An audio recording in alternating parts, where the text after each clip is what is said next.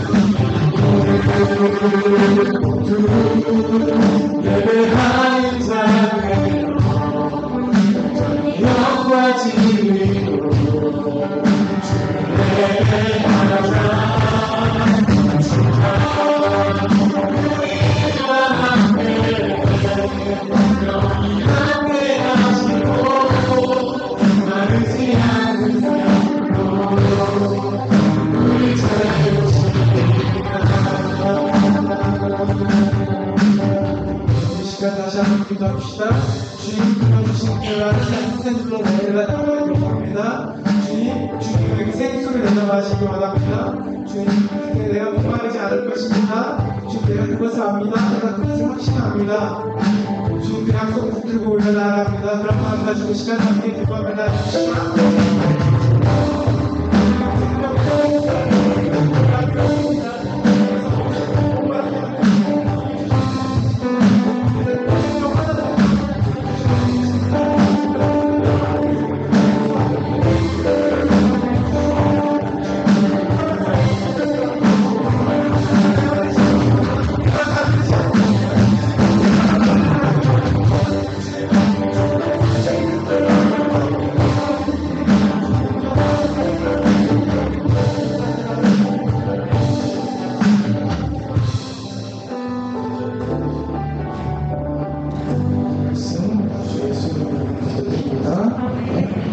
함께 자리에서 일어나셔서 계속해서 찾아봅시다.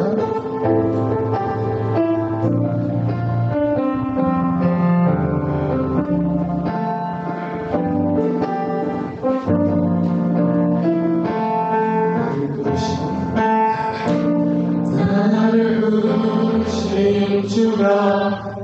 이루어주시네 숨이 넘어지더라도 붙잡아주시네 나의 걸어가는 길을 동행하시네 잘 생각했던 삶 늘 함께 하시네 나를 주시네 나를 부르신 주가 이루어주시네 잠시 넘어지더라도 붙잡아주시네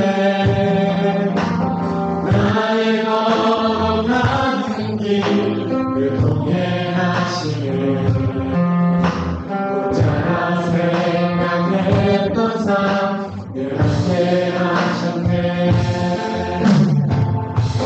찬양해 언제나 어디서나 부르신 그 뜻대로 나를 지으신 주의 뜻대로 난 찬양해 언도로 노래하네 나를 부르신 대로 주를 찬양하며 살아가리라 나를 부르신 주가 이루어주시네 잠시 넘어지더라도 붙잡아주시네 나의 걸어가는 길을 동행하시네 혼자라 생각했던 삶 늘 함께 하셨네 찬양해 언제나 어디서나 부르신 그 뜻대로 나를 지으신 주의 뜻대로 찬양해 영원토록 노래하네 나를 부르신 대로 주를 찬양하며 살아가리라 언제나 어디서나 부르신 그 뜻대로 나를 지으신 주의 뜻대로 찬양해 영원토록 노래하네 나를 부르신 대로 주를 찬양하며 살아가리라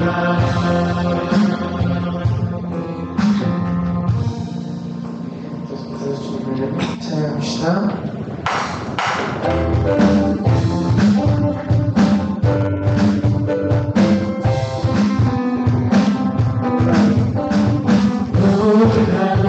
주의 사랑 영원하시도다 십자가 자비로 나타내셨네 그 누구도 깨닫지 못하리 아름답고 영화로우신 다시 한번 생각시나 놀라운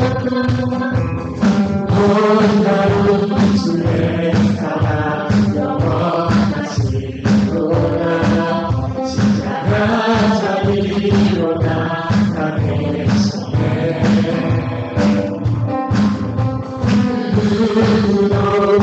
누구도 깨닫지 못하리 아름답고 영화로우신 주 아름다우신 주 사랑하고 너에게 멈출 수 없는 내 노래 아름다우신 주 사랑하고 너에게 멈출 수 없는 내 노래 주의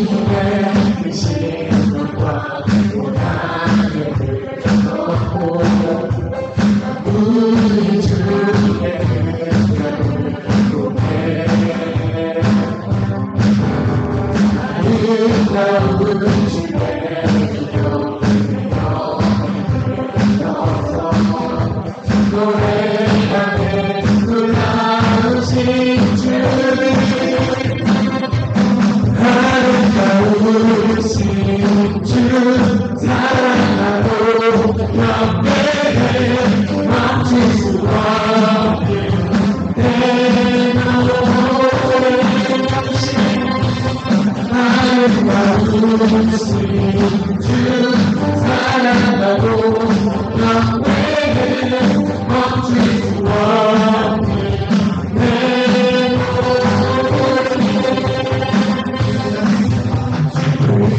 내게 하셨네 웃으시는 그 사랑 너무나 내 주와 주가 내게 하셨네 웃으시는 그 사랑 너무나 내 주와 같으니 주가 내게 하셨네 웃으시는 그 사랑 너무나 내 주와 같으니 아름다우신 주 사랑하고 영광에 멈출 수 없는 내 노래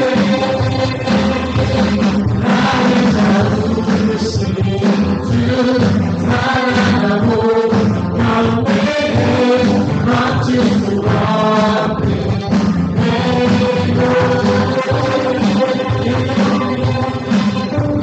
영광의 하나님 내 영광의 하나님 내 영광의 하나님 예수님께 내 영광의 하나님 내 영광의 하나님 내 영광의 하나님 예수님께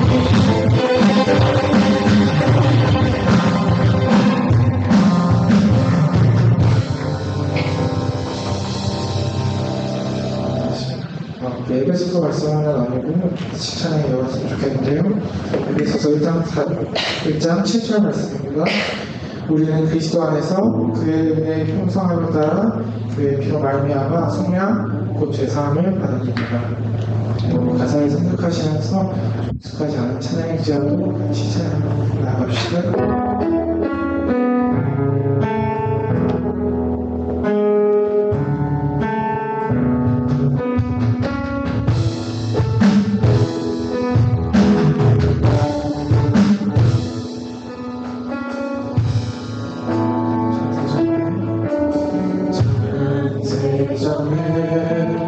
그리스도 안에서 사랑으로 우리를 택하시고 주님의 그 사랑 안에서 거룩하고 흠이 없게 하셨네. 주님의 가운데 영광을 찬송케 하시려 하나님이 사랑하신 자 안에서 그 생명을 거저 주셨네.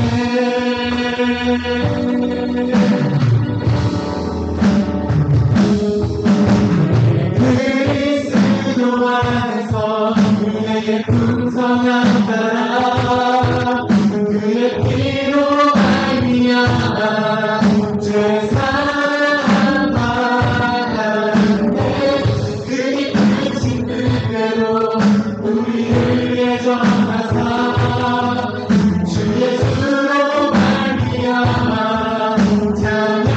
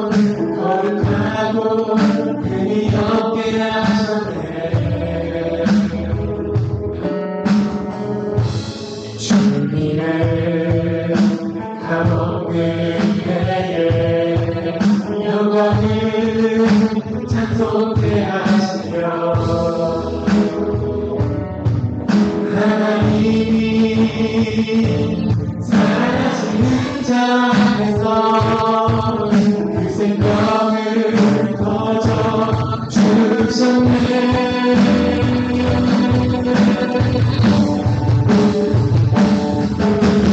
그리스도 안에서 그의 풍성한 사랑 그의 피로 말미암아 죄 사함받았네.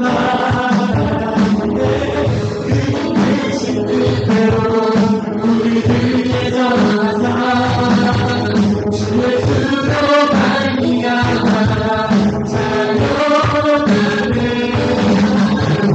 그리스도 안에서 그의 풍성한 사랑 그의 피로 말미암아 죄 사함받았네. 그 뜻대로 우리를 전하사 주의 수로 말미암아 자녀되네.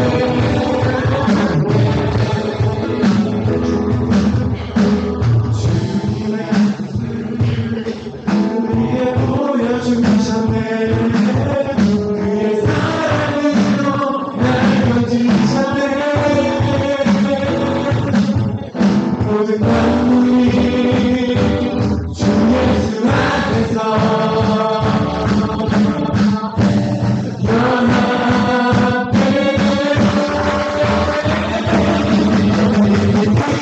그리스도 안에서 그의 풍성한 나라 그의 피로 말미암아 죄 사함받았네.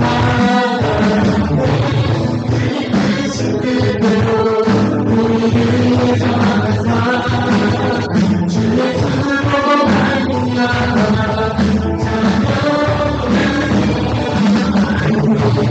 그리스도 안에서 그의 풍성한 나라 그의 피로 말미암아 죄 사함받았네.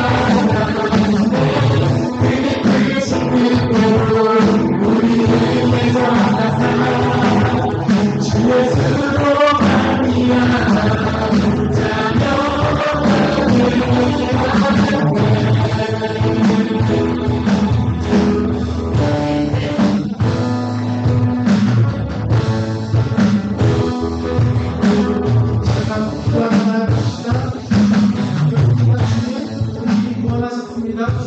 사랑하는 사랑합니다. 주님, 우리가 참고 살아가는 것이 아니라 주님께 풍성함을 누리며 살아갑니다. 주님, 그렇게 해서 우리가 세상을 이겨 나가게 하여 주시옵소서. 이제 선포하며 기도하며 나아갑시다.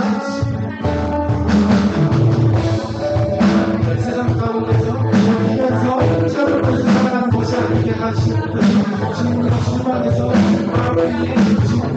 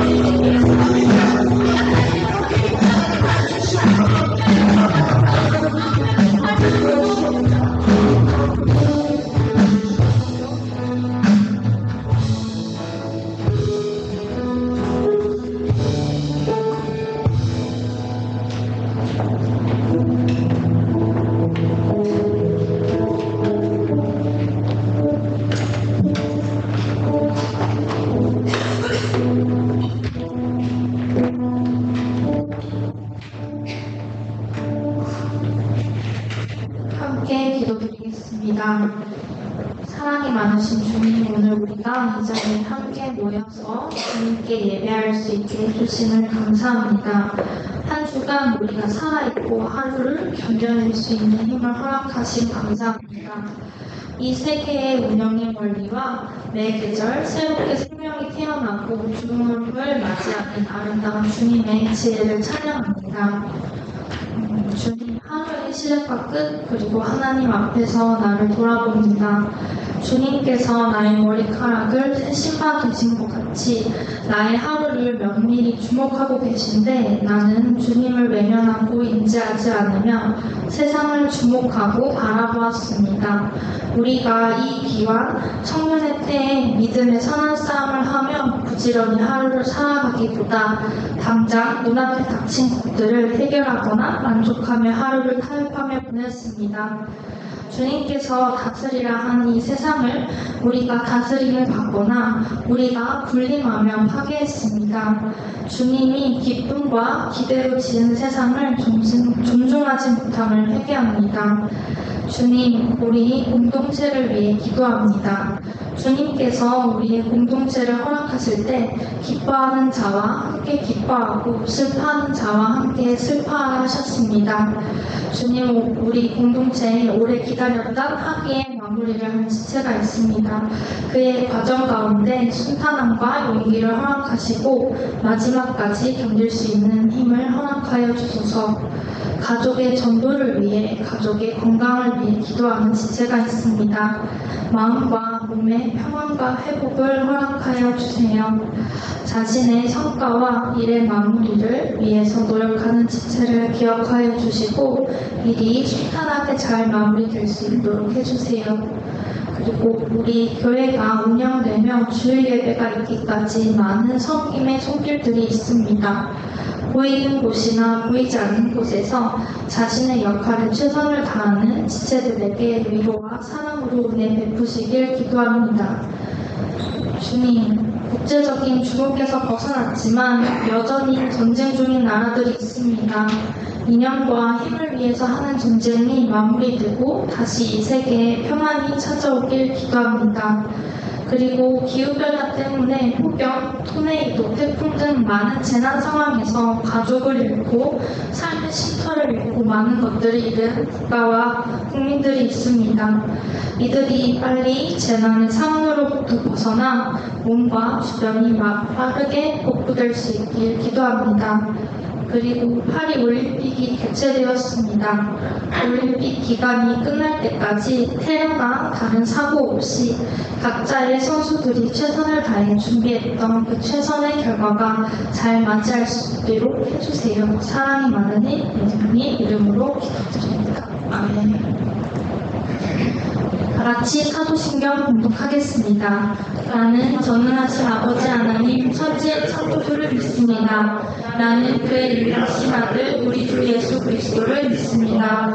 그는 성령으로 인되며 금정녀 마리아에서 나시고 본디오 빌라도에게 고난을 받아 십자가에 못 박혀 죽으시고 장사되지 사흘 만에 죽은 자 가운데서 다시 살아나셨으며 하늘에 오르시어 전능하신 아버지 하나님 우편에 앉아 계시다가 거기로부터 살아있는 자와 죽은 자를 심판하러 오십니다.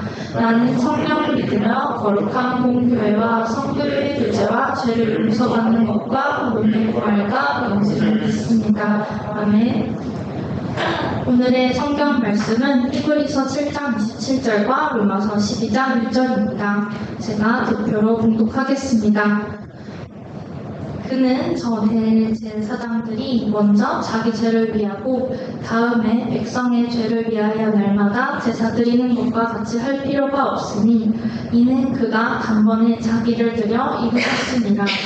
그러므로 형제들아 내가 하나님의 모든 자비하심으로 너희를 권하노니 너희 몸을 하나님이 기뻐하시는 거룩한 산 제물로 드리라. 이는 너희가 드릴 영적 예배니라. 아멘.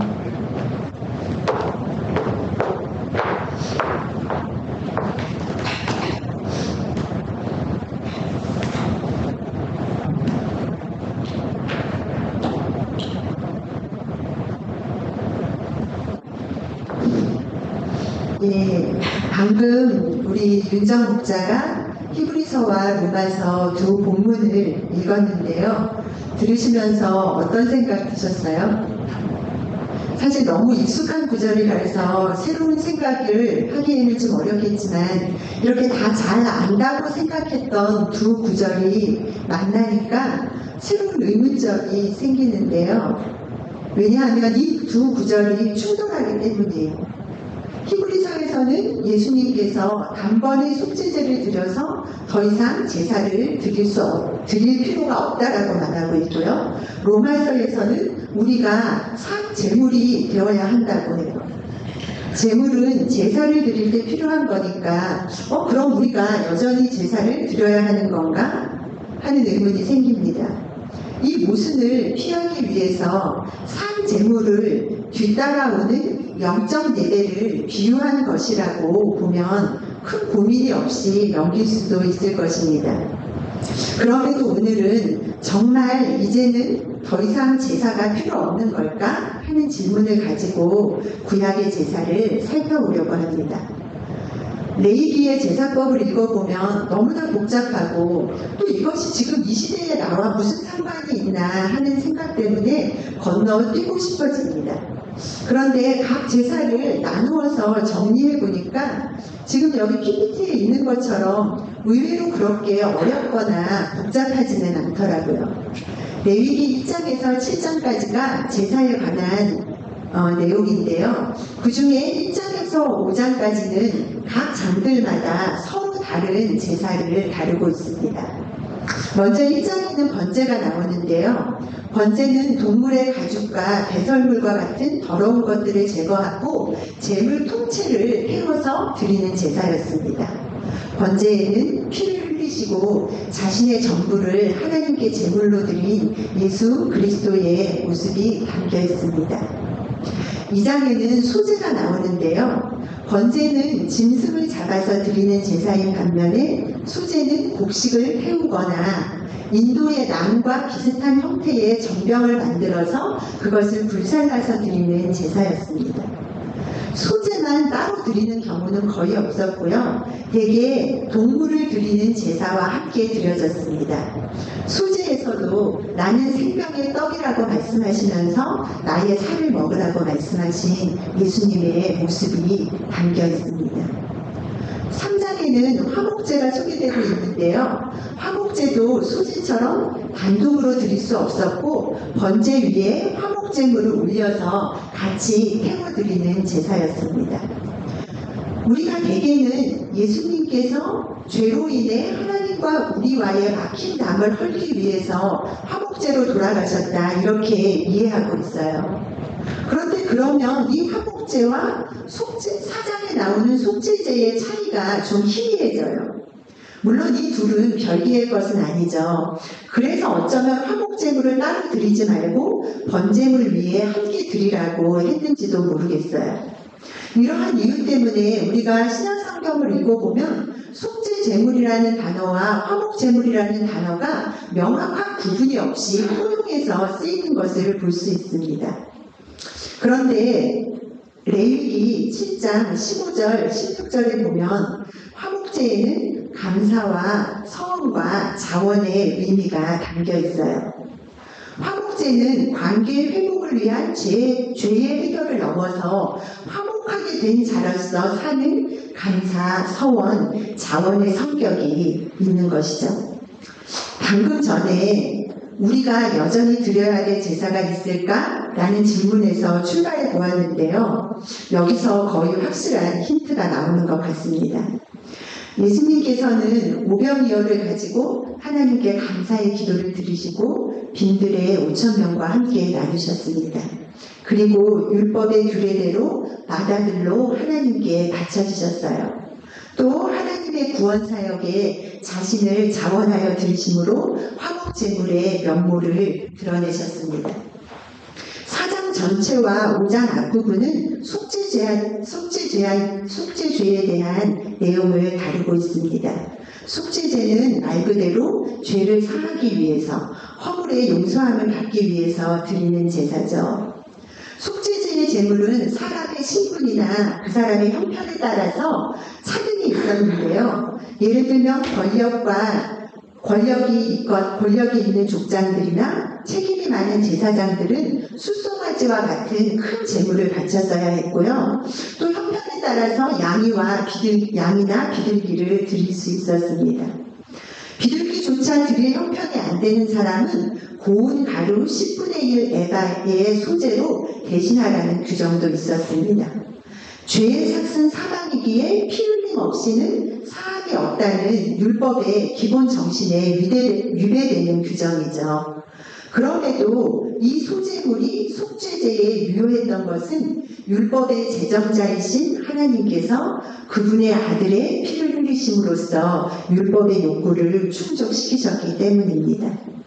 요한복음 1장에서 세례 요한은 예수님께서 자기에게 나오실 때에 보라 세상죄를 지고 가는 하나님의 어린 양이로다 라고 말을 했습니다. 예수님이 하나님의 속죄 제물이라는 것을 이 세상에 드러내고 예수님의 사역을 예비하는 행위였습니다. 5장은 속건제가 나오는데요. 이 말은 성경 말고는 잘 사용하지 않는 단어죠. 속건제는 하나님이나 성전, 성물에 대해 피해를 끼쳤을 때 혹은 다른 사람에게 손상과 수치를 입혔을 때 드리는 제사였어요. 그런데 속건제에서 주의할 점은 하나님께 제사하는 것으로 끝나는 것이 아니라 자신이 입힌 피해보다 5분의 1을 더해서 보상하는 행위가 반드시 뒤따라야 했습니다. 예수님께서 속건 제물이 되셨다는 것은 우리의 죄를 사하셨을 뿐만 아니라 우리가 범죄함으로 인해서 파괴된 하나님의 형상에 대한 대가, 그 피해 보상을 하셨다는 의미입니다. 그로 인해서 우리는 죄의 종에서 자유한 신분이 되었습니다. 보라, 이전 것은 지나갔으니 새 것이 되었도다.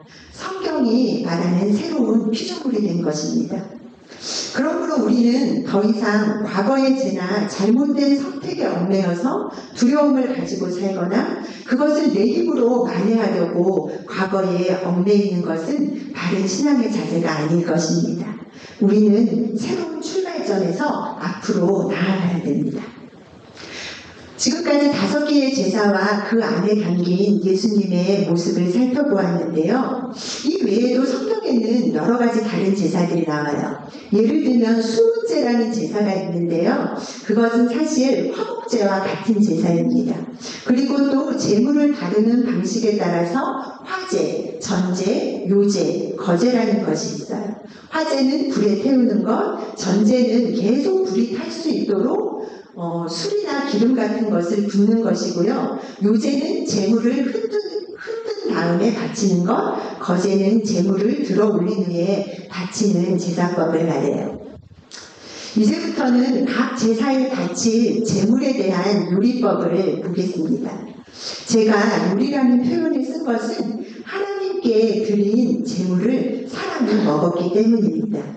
그 다음 PPT인데요. 각 제사마다 주 재료는 무엇이었는지, 재료 손질은 어떻게 해야 되는지, 양념은 무엇을 써야 되는지, 요리에 사용되는 기름과 불, 그리고 먹는 과정에까지 이 레시피에서 하나님이 제시하신 이 레시피에서 지금 우리가 적용할 수 있는 것들을 발췌해 보았습니다. 재료 손질의 첫 단계는 보시는 것처럼 나누기예요. 제물이 동물인 경우에는 가죽을 벗겨내고 각을 뜹니다. 외피를 분리한 후 부위별로 쪼개는 작업이었어요. 그리고 제물이 곡식인 경우에는 고운 가루로 하라고 명령하셨기 때문에 아마도 껍질을 제거하고 빻아서 가루를 만든 후에 다시 한번 가는 채로 걸러내는 작업을 하였을 거예요. 제물이 동물이든 곡식이든 공통점이 있죠. 표피를 벗겨내고 기존의 형체를 해체하는 것입니다. 우리 역시 삭제물로 드려야 될 부분은 겉사람이 아니라 우리의 속사람, 영혼이죠. 그래서 로마서에서는 영적 예배라고 말을 한 것입니다. 그러므로 우리가 영적 예배를 드리려면 먼저 겉사람을 벗어버려야 합니다. 서울대생으로서의 겉사람, 교수님으로서의 겉사람, 목회자로서의 겉사람을 성령님이 거하시는 우리의 속사람으로부터 분리해야 됩니다. 그런데 이것이 어떻게 가능할까요?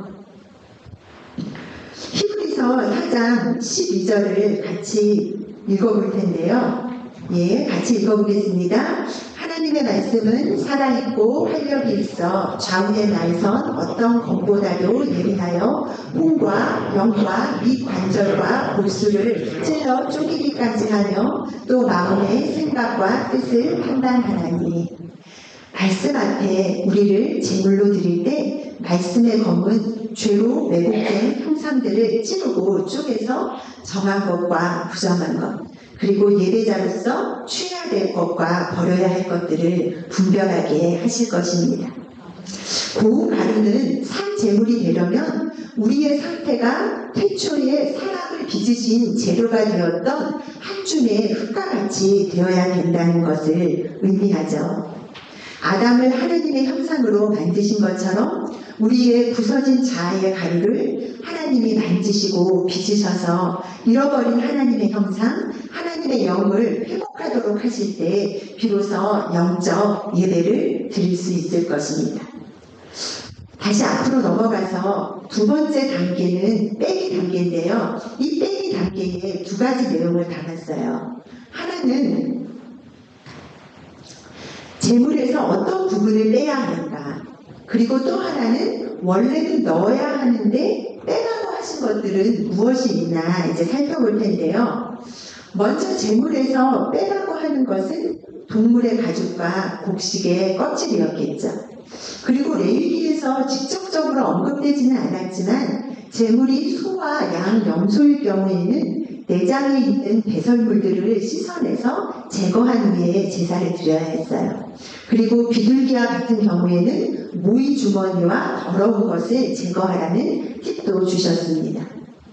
소지에서 빼어내야 할 것은 누룩입니다. 일상에서 빵을 만들 때 넣는 누룩을 빼고 무교범을 드리는 것이 수제의 기본 규칙이었어요. 그런데 다만 화목제사의 경우에만 누룩을 더한 유교범과 무교범을 함께 드리도록 했습니다. 케이스 바이 케이스죠. 또 다른 케이스 바이 케이스가 있는데요. 기름과 유황이에요. 대부분의 소재의 제물에는 소금과 함께 기름과 유황을 더하라고 하셨어요.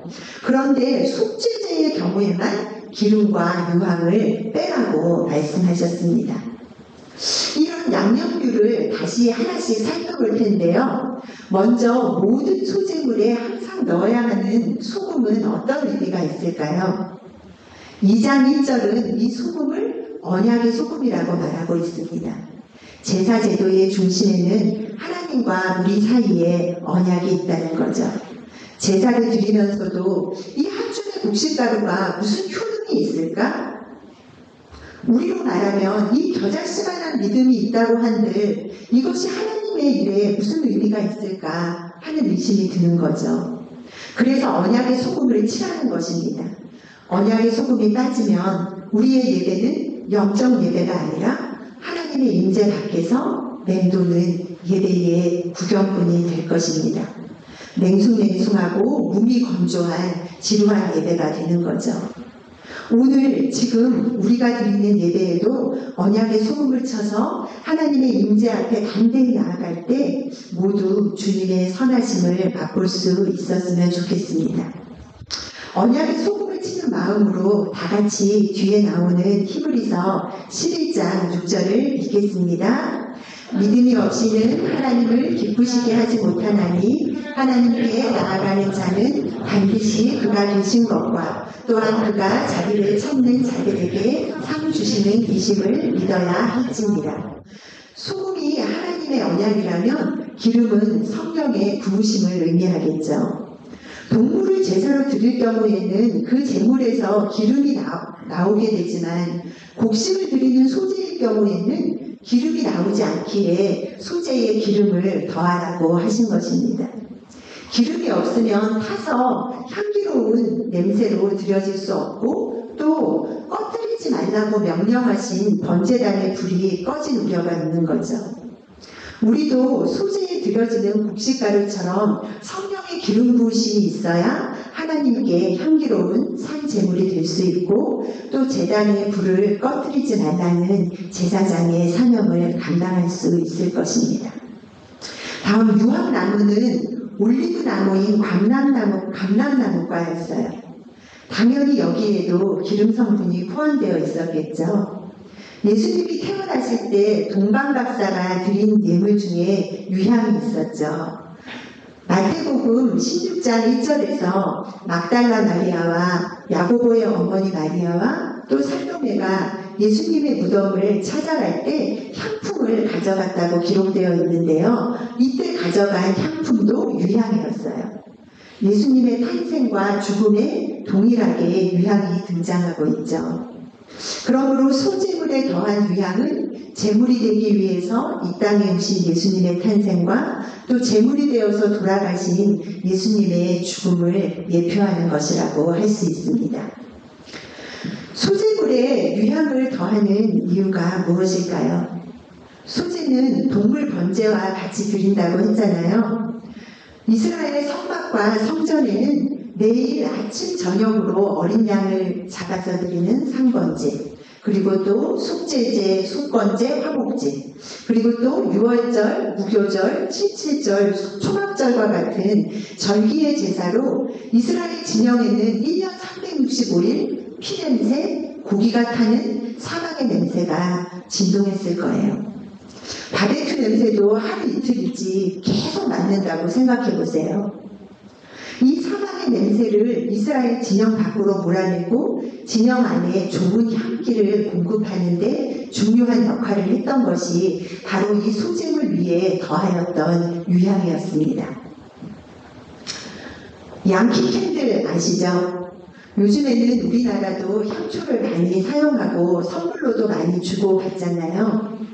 제 생각에는 이 양키 캔들의 탄생 배경에는 육식 위주의 미국 식당과 바베큐 문화가 있지 않을까 싶어요. 고기를 요리하고 나서 온 집안에 가득한 냄새를 없애기 위해서 고안된 거죠. 심지가 타면서 고기 냄새가 낸 공기가 함께 연소되고 또 추위에 몸통에 있던 향수 성분이 연기와 함께 퍼지면서 불쾌한 냄새가 좋은 향기로 바뀌게 되는 것입니다. 바울 선생님께서 왜 우리를 그리스도의 향기라고 하셨을까요? 우리가 언약이 소금이 쳐지고 기름이 부어진 산 제물로 드려지면 우리 안에 임재하신 주님의 향기가 피어올라서 사망의 냄새가 가득한 이 땅을 생명의 향기로 채우기 때문입니다. 그럼에도 왜 속죄 제물의 소재에는 기름과 유황을 넣지 말라고 했을까요? 2번 빼기에 나오는데요. 예수님의 속죄에는 우리의 열심, 우리의 공로, 우리의 의가 끼어들 여지가 없기 때문입니다. 그것은 인간의 범주를 벗어난 것이기에 더할 수도 없고 더해서도 안 돼요. 완벽한 작품에 작가의 의도를 무시하고 덧칠을 해서 망치는 행위처럼 되는 거죠. 우리의 몫은 그것을 인정하고 그것이 주는 감동과 혜택을 겸손과 감사로 드리는 것입니다. 이런 내용을 잘 보여주는 다윗의 시편이 있는데요. 시편 51편입니다. 주께서는 제사를 기뻐하지 아니하시나니 그렇지 아니하면 내가 드렸을 것이라. 주는 번제를 기뻐하지 아니하시나이다. 하나님께서 구하시는 제사는 상한 심령이라. 하나님이여 상하고 통회하는 마음을 주께서 멸시하지 아니하시리이다. 다윗은 큰 죄를 지은 후에 인간이 드리는 제사로는 완전한 속죄가 불가능하다는 것을 깨달았습니다. 진정한 회개는 죄로 인해 심히 근심하시는 하나님의 마음 앞에 자복하고 통회하며 그분의 은혜를 구하는 것임을 알게 됐던 거예요. 다음은 누룩에 대해서 살펴볼 텐데요. 왜 유독 화목제의 소재에만 누룩을 넣으라고 했을까요? 대부분의 성경에서는 누룩의 이미지는 부정적이죠. 예수님께서도 너희가 바리새인의 누룩과 헤롯의 누룩을 조심하라고 하셨어요. 또 바울도 묵은 누룩을 내다버리고 누룩 없는 순전함과 진실함의 떡으로 하자고 했습니다. 그런데 예수님의 발언에도 케이스 바이 케이스로 누룩에 대해서 긍정적으로 말씀하신 적이 있습니다. 또 비유로 말씀하시되 천국은 마치 여자가 가루 서말 속에 갖다 넣어 전부 부풀게 한 누룩과 같으니라. 천국이 무엇이죠? 마태복음 13장에는 예수님이 말씀하신 천국의 비유가 8가지 또는 9가지 정도가 나와요. 근데 비유로 말씀하신, 그때 예수님께서 비유로 말씀하신 천국은 하늘에 있는 천국이 아니에요. 그리고 죽어서 가는 천국도 아니에요. 바로 이 땅에 임한 하나님의 나라였어요. 예수님은 또한 천국을 마치 좋은 진주를 구하러 다니는 장사꾼에게 비유하시기도 하셨는데요. 이것을 보면 예수님은 사람을 하나님의 나라, 천국이라고 하셨다는 것을 알 수 있습니다. 저와 여러분이 하나님의 나라예요. 가루 서말과 같은 이 땅에 한 스푼의 누룩으로 들어가서 우리 안에 임하신 하나님의 나라를 땅끝까지 부풀리도록 부름을 받은 우리는 하나님의 나라입니다.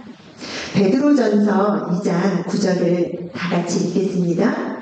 그러나 너희는 택하신 족속이요 왕 같은 제사장들이요 거룩한 나라요 그의 소유된 백성이니 이는 너희를 어두운 데서 불러 그의 기이한 빛 가운데 들어가게 하신 이의 아름다운 덕을 선포하게 하려 하십니다. 묵은 누룩은 음식을 변질시킵니다. 하지만 살아있는 생생한 누룩은 반죽을 부풀어 오르게 하여서 좋은 풍미와 부드러운 식감을 가진 빵이 되게 하죠. 화목제에는 또 다른 특이점이 있는데요. 번제는 전체를 태우고 남는 것이 없다고 했어요. 그리고 속죄제와 속건제에서는 하나님께 드리고 남는 부분을 제사장의 몫으로 돌려서 제사장이 먹게 했습니다. 그런데 화목제물은 먼저 기름과 강과 콩팥의 꺼풀에 붙어있던 기름을 태워서 하나님께 향기로 돌리게 됩니다. 다음은 오른쪽 넓적다리를 제사장의 몫으로 줍니다. 그러면 이제 남은 것은 어떻게 할까요? 제물을 드린 사람에게 도로 주어서 그것을 이웃, 특히 고기를 먹기 힘든 고아와 과부와 함께 먹도록 한 것이 바로 화목제였습니다. 레위기에는 이 부분에 대해서 정확히 언급되어 있지는 않지만 율법의 규례, 특히 구제에 관련된 부분에 보면 화목제물을 이웃과 함께 나눠 먹었다는 것을 볼 수 있어요. 레위기 20장과 21장에는요. 몸이 부정한 상태로 화목제물을 먹으면 자기 백성 중에서 끊어지리라고 했는데요. 여기에서 우리는 화목제물을 제사장 외에 백성들이 함께 나누어 먹었다는 것을 알 수 있어요. 이처럼 제물을 하나님의 목, 제사장의 목, 그리고 나와 이웃을 위한 몫으로 구별하여서 나누었던 것이 바로 화목제사였습니다. 오늘 설교 제목이 삶의 구획을 나누라였죠. 올 2월 PRS에서 레위기 화목제와 관련된 부분을 읽을 때 저와 우리 공동체를 향해서 주시는 깨달음과 감동이 있었어요. 이후로 내가 받은 것을 설교의 메시지로 전해야 한다는 부담감이 계속 있었는데요. 망설였던 이유는 깨닫긴 했는데 그 중심 주제를 한 문장으로 선명하게 요약하기가 어려워서였습니다. 그런데 얼마 전에 아침 기도회에서 응답을 받고 이렇게 설교를 하게 되었습니다. 6월 초에 아침 기도회를 학교에서 오프라인으로 열고 며칠 안 된 날이었어요. 본인에게 양해를 얻지 못해서 A라고 부를게요. 그날 A가 아침 기도회에 와서 기도 제목을 냈는데 딱 한 문장이었어요. 삶의 구획을 나누고 싶어요. 저는 이것을 듣는 순간 나도 모르게 아멘이 아니라 빙고라고 외쳤습니다. 화목제 규례를 통해서 제가 얻은 교훈이 바로 그거였거든요. 그 자매가 그것을 한 문장으로 표현해 준 것이었어요. 내용이 너무 많아서 한 화면에 못 담고 가츠 레시피를 제가 두 화면에 담았는데요. 1번은 첫 단계도 나누기였고 4번 마지막 단계도 나누기였어요. A는 기도 제목과 함께 자신의 정황을 나누어 줬는데요. 제가 생각나는 대로 직접 합법으로 재생해 보겠습니다. 제가 체력이 약한데 공부 욕심은 있고 현실적으로도 더 이상 미룰 수 없다는 생각 때문에 꽤 오랜 시간 동안 온갖 신경이 항상 논문에 가 있었어요. 그래서 예배를 드리러 와서도 논문 생각이 맴돌고, 그러니까 목장에 가는 시간도 아깝고, 가족들과 지내는 시간도 점점 줄어들고, 잠을 자려고 누워도 머릿속에서 논문이 둥둥 떠다녀서 잠도 잘 안 오고, 이런 생활이 계속되니 결국 이것도 안 되고 저것도 안 되는 것 같아요. 이런 A의 말이 저에게는 너무 한 가지에만 매달리다 보니까 쏟는 시간과 노력의 가성비가 오히려 너무 떨어져서 삶의 질도 하락하고 신앙생활도 자유와 힘이 아니라 그저 율법의 무거운 멍해가 되었다는 말로 들렸습니다. A는 이제는 하나님과의 교제, 교회의 멤버로서의 주어진 책임, 그리고 가족과 이웃을 돌보고 함께하는 시간, 논문에서 벗어나 나의 몸을 위해 운동하고 마음이 쉬는 시간으로 삶의 계획을 나누고 싶다고 했어요. 유독 화목제에만 누룩을 넣어 부품 반죽으로 만든 유교병을 드리라고 한 이유가 바로 여기에 있어요. 나누어야 하기 때문이에요. 화목제는 이웃과 나눠 먹어야 되는데 누룩으로 부풀리지 않으면 상당한 비용과 시간이 소요되기 때문에 한번 화목제를 드리려면 웬만큼 큰 결심을 하지 않으면 드리기가 어려웠을 거예요. 그리고 누룩 없는 무교병은 맛과 식감도 떨어져서 이웃에게 나눠준다고 해도 그 받은 사람이 그렇게 달갑지는 않았을 것 같아요. 그러므로 화목제의 유교병 레시피에는 내 아들, 내 딸들이 더 많은 사람들과 더 맛있게 먹기를 원하는 우리 아빠 하나님의 사심이 담겨져 있다고 할 수 있을 것입니다. 우리가 여전히 드려야 할 제사가 화목제라면 이 화목제의 소재에 들어간 누룩은 어떻게 해석하면 좋을까요? 앞에서 말한 것처럼 하나님 앞에서는 꾸밈이나 포장과 같은 우리의 노력이 필요하지도 않고 통하지도 않습니다. 다윗의 고백처럼 고통의 때에는 상하고 통회하는 마음 그대로, 형통의 때에는 찬양과 감사의 마음 그대로 어린아이와 같이 나아가면 됩니다. 그러나 사람이 모인 교회와 세상은 다르죠. 신앙의 공동체지만 사람들이 모인 교회에서는 허물을 덮는 사람과 허물을 고백하는 회개의 나눔도 필요하지만 이 모든 것 위에 질서를 더하고 품위 있게 하라고 바울 선생님은 말씀하셨어요. 누룩이 반죽을 부풀리는 것을 반죽을 숙성한다라는 표현을 쓰는데요. 우리 믿는 사람들은 이 화목제의 누룩으로 부풀려지는 것을 성숙이라고 말할 수 있을 것 같아요. 우리가 많은 시간과 노력을 할애하는 학업, 취업, 직업이 누룩 있는 유교병을 만드는 것과 같은 과정으로 볼 수 있을 것 같아요. 이것들을 통해서 우리는 자신의 필요도 채우지만 남겨서 교회와 이웃과 세상에 나눌 수 있는 떡이 되도록 지식과 기술, 인격과 재정을 마련하고 사회성과 대화의 기술 같은 것을 익혀야 됩니다.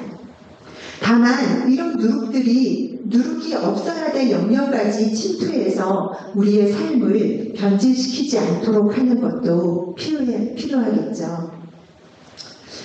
아까 화목제에 감사와 자원과 서원의 의미가 담겨있다고 했는데요. 화목제에 서원이 들어가 있는 이유도 바로 이런 이유 때문이에요.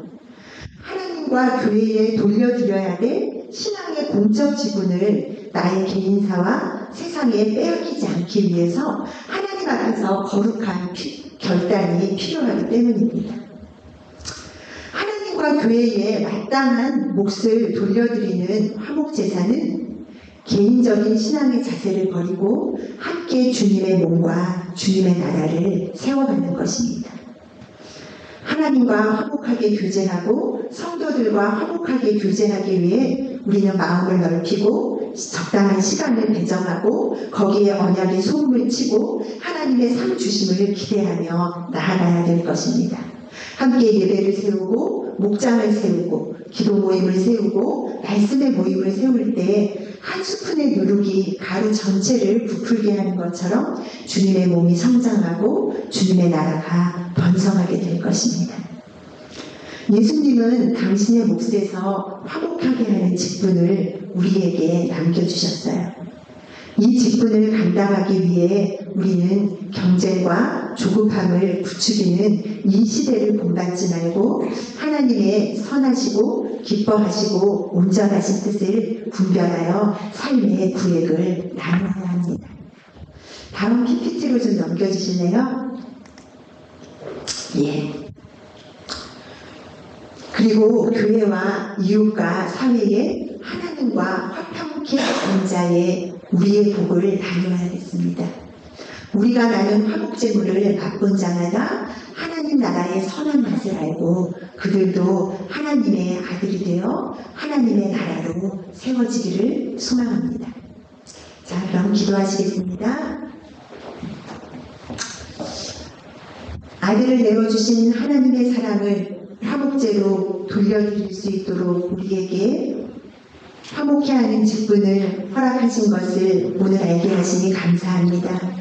주님, 우리가 이 화목 직분을 감당할 때 인색함으로 하지 않게 하시고 감사와 자원함으로 드릴 수 있도록 우리에게 힘과 능력과 은혜와 주님의 풍성함을 더하여 주시옵소서. 예수님의 이름으로 기도드립니다.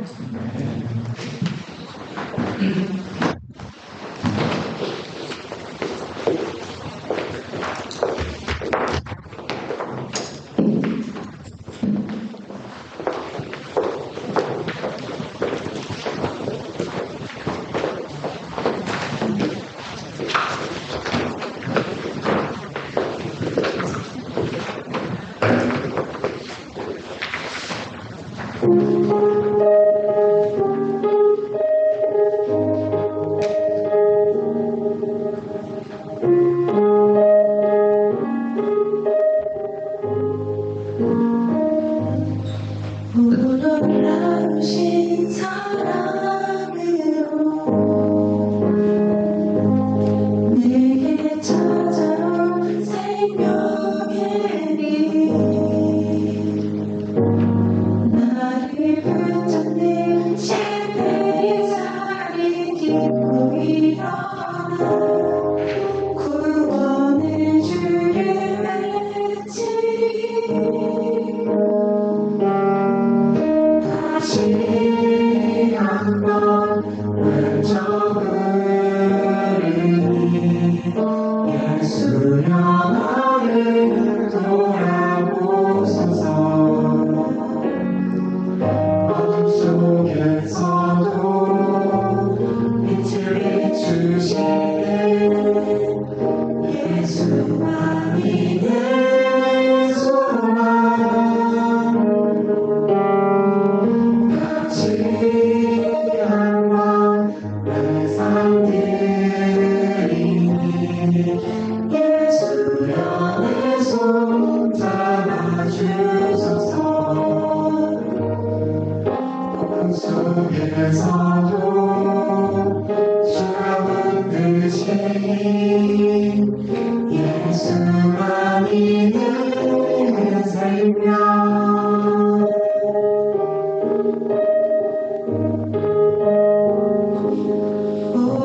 놀라우신 사랑으로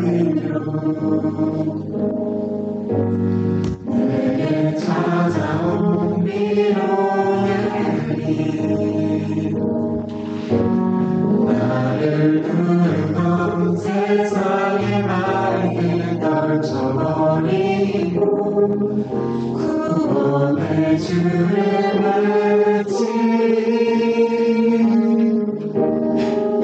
다시 한번 외쳐부르니 예수여 나를 돌아보소서.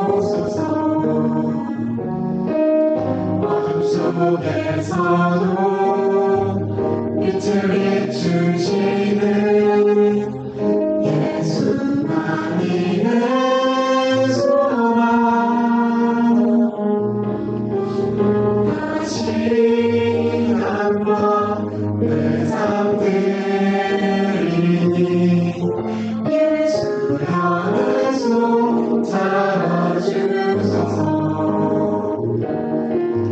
고통 속에서도 주가 붙드시니 예수만이 내 생명. 다시 한번 외쳐 부르니 예수여 나를 돌아보소서. 어둠 속에서도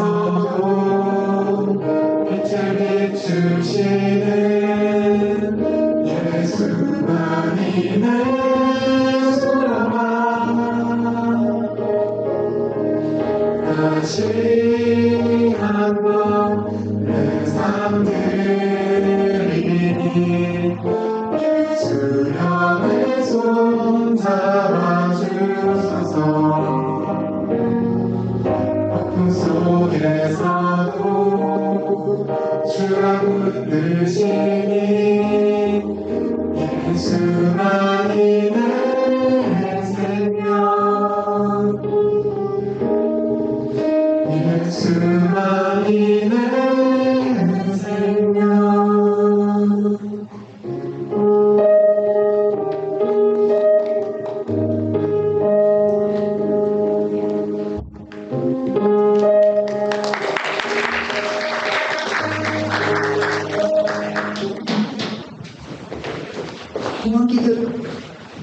봉헌기도 드리겠습니다. 하나님 아버지, 하나님의 사랑에 마땅히 돌려드려야 될 몫을 구별하여서 주님께 드립니다. 아버지께 드릴 때 인색함으로 하지 않게 하시고 감사와 자원하는 마음으로 드리게 하시고 또한 우리가 서원한 것들을 잘 지키며 살게 하여 주시옵소서. 아버지와 교회 앞에 드린 것들이 이 땅의 평화를 깃들게 하는 도구가 되게 하시고 많은 영혼들이 하나님과 화목해하는 도구로 사용하여 주시옵소서. 아버지 하나님과 우리 주 아들 예수 그리스도의 사랑에 참 감사합니다. 예수님의 이름으로 기도드립니다.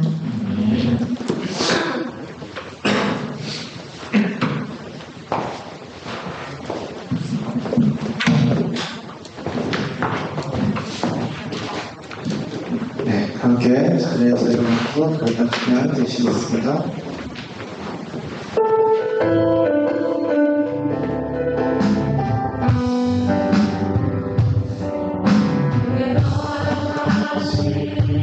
시련을 통해 나의 믿음 더욱 강하게 자라나고 험한 삶과 돌잡이 지나는구나. 주께 허락하니 나를 이끄시네. 내가 겪는 시련이 어렵고 힘들어도 내 주님보다 크지 않네. 내 앞에 달라지지 않으며 주가 나로 바다를 이끌어내라니. 나를 주의 뜻대로 내 상태로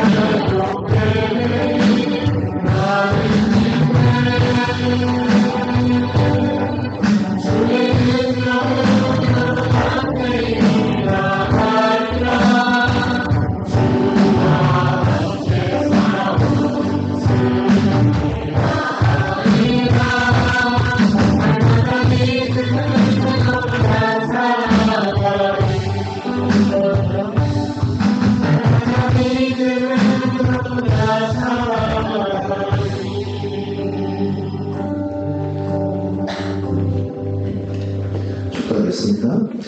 지금 우리 주 예수 그리스도의 크신 은혜와 하나님 아버지의 청전할 수 없는 크고 깊고 넓으신 사랑하심과 성령 하나님의 가와 감동 인도 충만하신 귀한 은혜가 우리가 하나님께서 원하시는 화목제물이 되어서 우리의 가정과 이웃과 이 캠퍼스와 세상 속에 속한 많은 영혼들을 구원하는 그리스도의 향기로 살아가기 원하며 결단하는 이 시간 함께 예배를 드린 우리 모든 믿음의 지체들 가운데에 지금으로부터 영원토록 함께 계시기를 간절히 축원하옵나이다.